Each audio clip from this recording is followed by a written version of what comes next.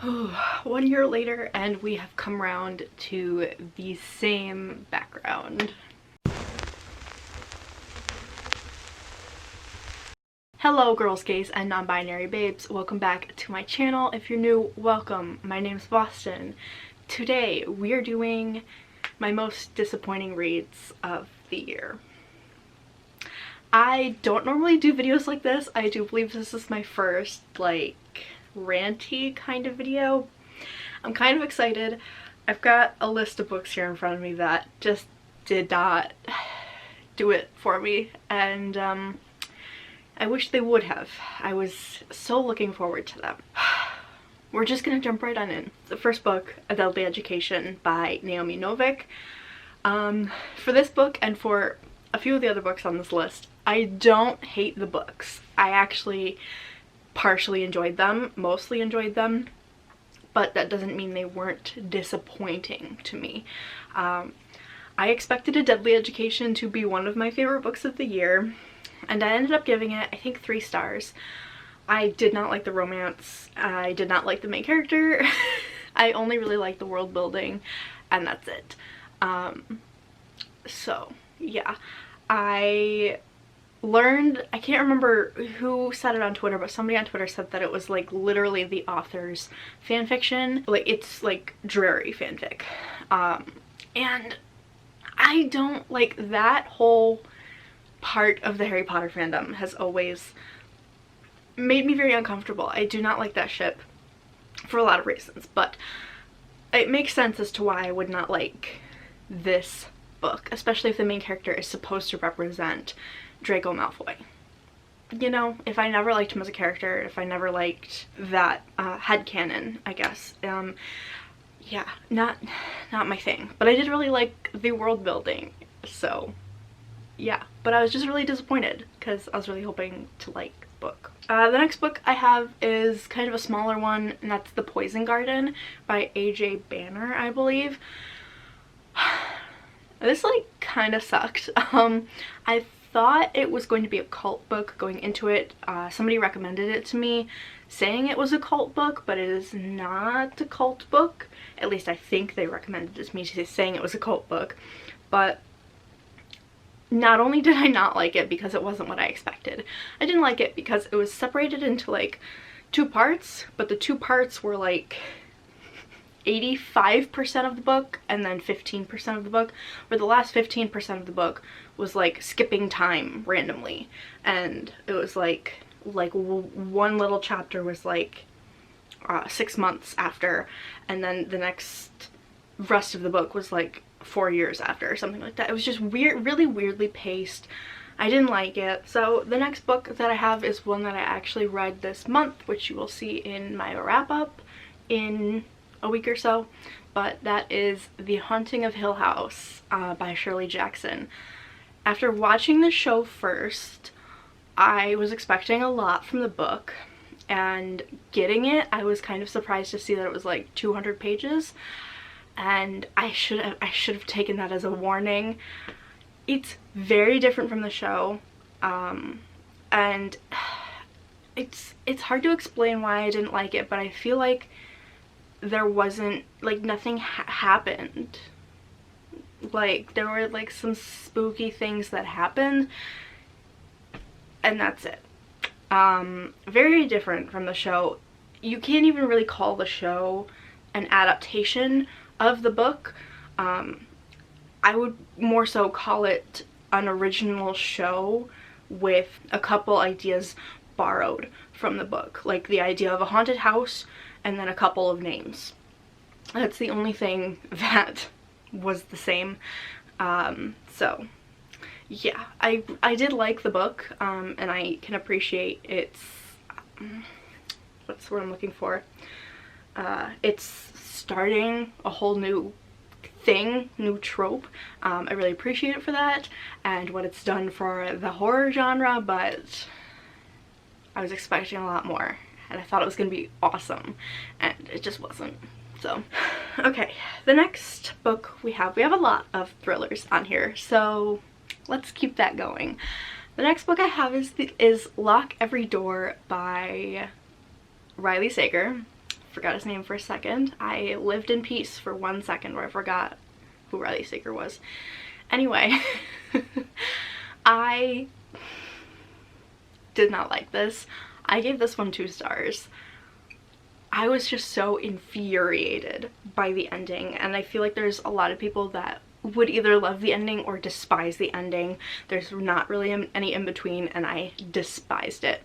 I think it was the most stupid, random way to end a book, and Riley Sager was only using the outrageous factor to get like wow points, and I couldn't stand it. I think it was somehow outrageous and so random, but at the same time so cliche. Like, I don't know if it's like an actual cliche, but I don't know, I just feel like it's a cliche. It's stupid. I hated it. I don't want to think about this book anymore. So we're not, but we're gonna move along to Home Before Dark by Riley Sager. I don't like Riley Sager's books, if you couldn't tell. I tried Home Before Dark because I heard it was inspired by Haunting of Hill House, and I guess it means more so the show than the book, because it was more like the show than the original book. But I only really liked the first like half of the ending. I can't stand endings like this. Like, I like a good paranormal thriller. Like, why can't you just let it be spooky? Just let it be spooky. And no, nobody can do that. I was just so infuriated by the ending, and at this point I was just over endings like this, so that's why it bothered me so much. But yeah, Home Before Dark, it's just like everything else was good. Like, it probably would have been a 5-star book if they had just kept the idea of a paranormal thriller. The next book I have is another horror, and that is Don't Come For Me, Uzumaki by Junji Ito. You'll notice, you can't see it, but I do have a copy of it right off camera. I liked it. I gave it 4 stars. Do not come for my neck. I liked the book, but I had read the other 2 first. Gyo is my favorite. Tomi is my second favorite. And so I had high expectations, especially since everybody says Uzumaki is the best one. I went in with expectations up to here, and I was just kind of let down. Like, I was expecting it to be a little bit scarier. That is to say, I did not hate it, but it was just very disappointing because I thought it was going to be the best one, and it was my least favorite. So these are like almost all thrillers, actually, now that I look at it, which is kind of funny because the next one is technically a thriller, I guess, like a contemporary thriller. I don't know. It's Station 11 by Emily St. John Mandel. I went into this thinking, again, it was going to be one of the best books I read this year. So y'all told me this was a pandemic book. It was a dystopian end of the world, but no, it's not. It's a contemporary set with a background of dystopian. It focuses on this pandemic for like 2 chapters. Through the whole book, 2 chapters. It's like, it's set, the background is pandemic, sure, but I want to read, like, I really like dystopian books like that, like sci-fi dystopian books like that. This was a contemporary. It was contemporary. And I can see why people liked it, because of the whole, like, everything ties together in the end. But I was so focused on this being a sci-fi thriller that you can probably imagine why I was a little let down by this. And if I'd known what it was going into it, I probably would not have read it, or I would have liked it a lot more. So yeah, very, very disappointing. Okay, we're gonna save the most disappointing for last. So the next book, The Female of the Species by Mandy McGuinness, I think. This was one of the, I think it was the, if not one of the only books I rated 1 star this year. I did not like this at all, but I also did not think I'd love the book, so that's why it's not my most disappointing. Like, it was disappointing because I gave it 1 star, obviously. The main character was insufferable. She was, she was a slut shamer, which is like the whole point of the book was to be feminist, so I don't understand how that happened. There was little to no character arc. I just didn't like it. It seemed cheesy at points. Yeah. Wasn't for me. So yeah, I had to include that because it was my only 1-star rating this year. So you know, it's kind of obligatory, so that's why it's on here, but it's not necessarily my most disappointing. My most disappointing was probably one you haven't heard of. That's The Abominable by Dan Simmons. I love that I can remember all the authors' names for books I hated, but not for books that I read like the prior month. Love that. The Abominable, I picked up because of the name and the synopsis. What would you think this would be about? The Abominable Snowman. I thought this was going to be a Yeti story. It was so... it baited me. It baited me into reading it only for the Yeti. I'm still angry at this book. I dragged myself through like 100 pages of this and realized, is this not about a Yeti?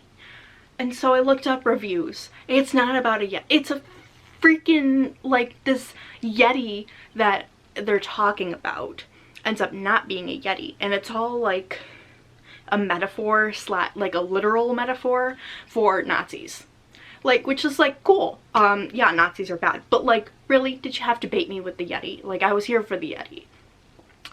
I DNF'd this book. I was not going to put myself through the rest of it for something I already know is bad.